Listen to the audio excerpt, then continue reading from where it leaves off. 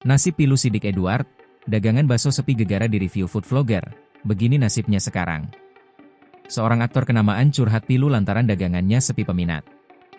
Sang aktor sedih karena jualannya yakni bakso aci sepi setelah direview food vlogger. Hal ini membuat presenter Ruben Onsu kasihan. Aktor yang berjualan bakso aci itu adalah Sidik Edward. Baru-baru ini ia mengaku turut merasakan usahanya menjadi sepi setelah food vlogger review makanannya.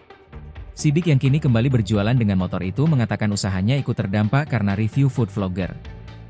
Mungkin beberapa food vlogger jujur, fair, ada yang pembicaraannya nyaman, tapi ada yang langsung judge, imbuhnya.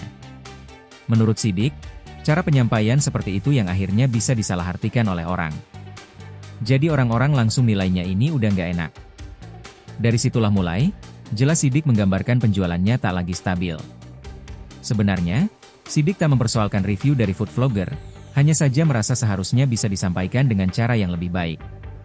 Sidik senang mereka jujur, tapi caranya itu aja, ujar Sidik.